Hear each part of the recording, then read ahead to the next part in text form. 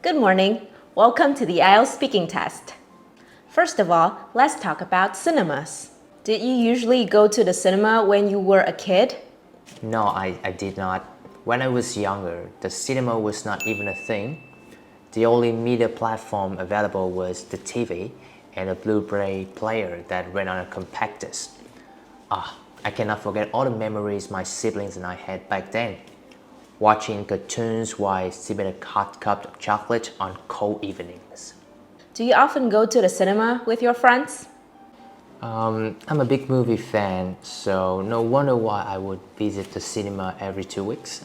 Even though movie streaming platforms are all the rage right now, the theater still gives me an entirely different experience from that of home because I get to enjoy a larger display as well as higher quality sounds and visual effects. Do you still like watching the movies that you liked when you were a kid? For sure, I guess my movie taste hasn't changed that much since I was a little kid. Back then, I was so into Disney movies because of their happy sounding songs and eye-catching visual effects. But not until I grew up did I realize they are even more appealing due to their stellar storytelling and emotional resonance. In part 2 of the speaking test, I'm going to give you a topic and I would like you to talk about it for 1 to 2 minutes.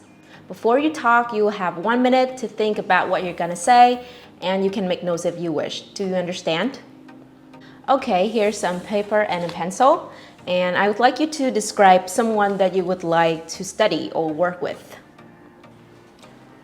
Reaching adulthood has never been easy, as you have to take a great deal of responsibility at work. But I'm lucky enough to be accompanied by Mr. Wilson, whom I not only view as a boss, but also my life mentor. He also is the person I've always looked up to and enjoy working with. Mr. Wilson, who is now in his late 30s, has always been my leader since day one. At first, I was worried because he was being a cold fish, but as I worked with him, I realized there was so much more behind that fierce look. I believe the inability to make a decision or letting decision making drag on and on is a trait of a poor boss. On the contrary, Mr. Wilson is very decisive and hardly ever gets caught up in analysis paralysis. The man often puts forth solutions with speed and convictions, which might not always be the most judicious decision, but he's surely able to keep the organization moving forward. But for his assertiveness and quick-wittedness, our team wouldn't have sailed through the most challenging projects in the past 3 years. But what I truly love about working with Mr. Wilson is how he shows his compassion toward his employees.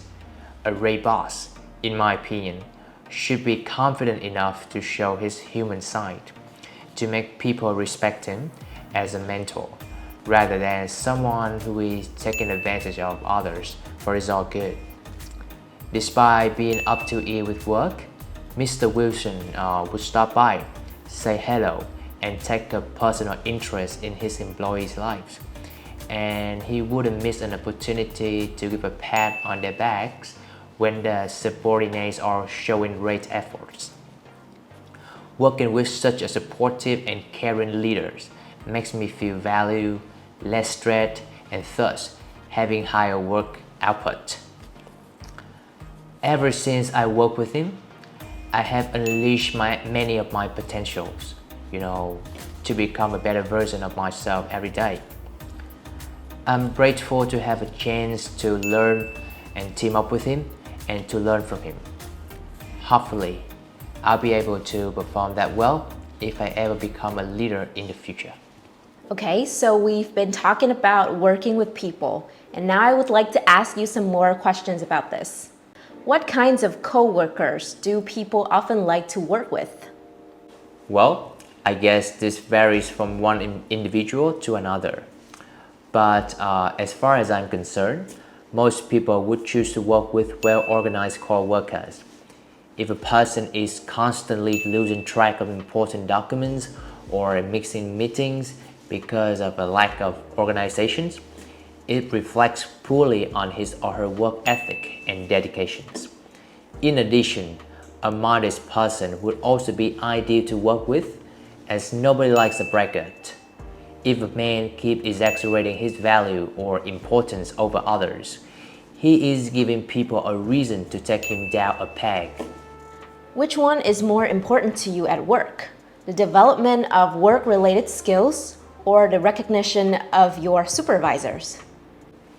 Some people told me that I should leave all shoulder padding aside, that I must know what I'm worth and should not ever feel any need for recognition. However, as much as acquiring different work-related skills can help me improve career prospects, I believe recognition from my boss is always of great importance. It directly affects job satisfaction, which closely links with work efficiency.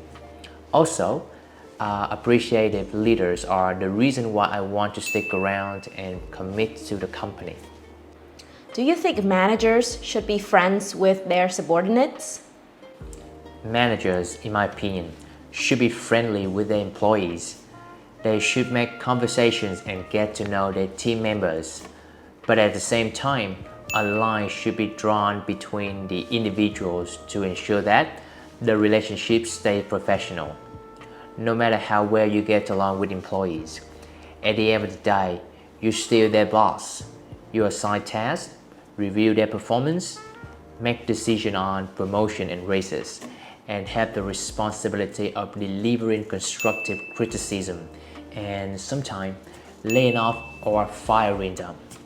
Friendship can complicate that and make it difficult to do your job effectively, which should always be your number one priority.